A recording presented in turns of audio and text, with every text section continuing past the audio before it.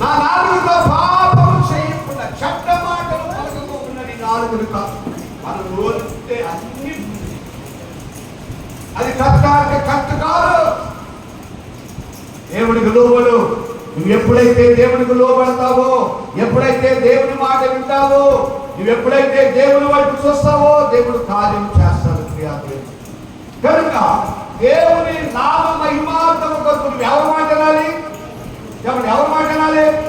దేవుని మాట నువ్వు దేవుని మాట వింటే నీకు దేవుడు సహాయము చేస్తాడు. నీ మాట చాలయ్యా, నీ చూపు చాలయ్యా, నీ తోడు చాలయ్యా, నీ చాలయ్యా, నీ మాట చాలయ్యా,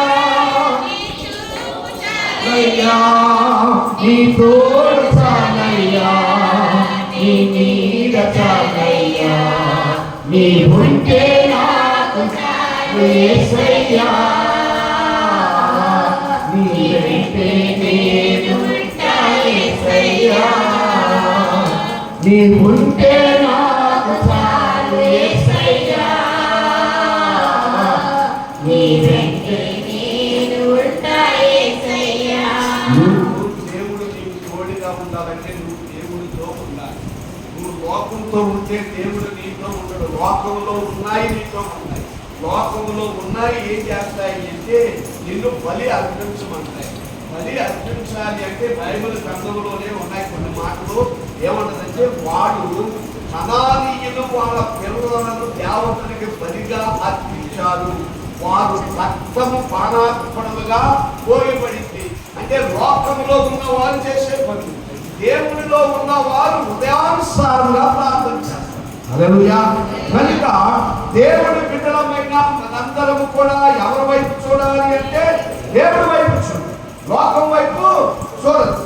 ఉపదేశకాండము 4వ అధ్యాయము 7వ వచనం, 4వ అధ్యాయము 7వ వచనములో ఏమంటే ఏలయనగా మనము ఆయనకు మొరపెట్టినప్పుడల్లా మన దేవుడైన యెహోవా మనకు సమీపముగా ఉన్నట్టు మరి ఏ గొప్ప జనమునకు ఏ దేవుడు సమీపముగా ఉన్నారు? చెప్పండి. ఆమె చెప్పండమ్మా, చెప్పండి ఒకసారి.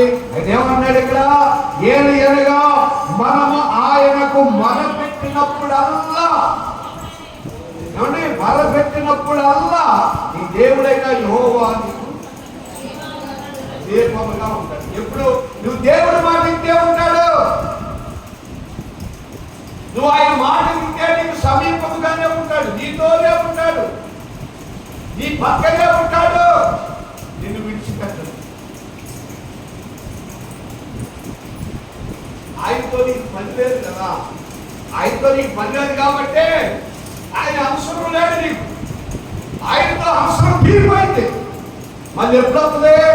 మొదటి రోగాలు తెలుసుడు, అప్పులు పోలు అయిపోతాం, లేకపోతే ఇంకా కష్టాలు వచ్చేస్తాయి, ఇంకా బాధలు వచ్చినప్పుడు అప్పుడు దేవా నా ప్రార్థన ఆలకించవా అన్నాడు.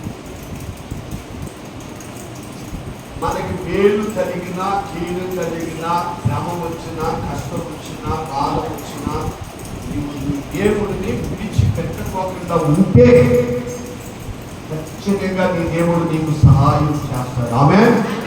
అయినందుకే అంటాడు, అయినందుకే ఏలయనగా మనము ఆయనకు మొరపెట్టినప్పుడల్లా మన దేవుడైన యెహోవా మనకి సమీపముగా ఉన్నాడు. కనుక ఆయన సమీపముగా ఉన్న దేవుడైన ఆయన నీ ప్రార్థన ఆయన వింటున్నాడు. ఆ ప్రార్థనకి ఆయన జవాబు ఇస్తున్నాడు. 56వ కీర్తన 56వ కీర్తన 9వ వచనం, 56వ కీర్తన 9వ వచనం ఒకసారి చూడండి.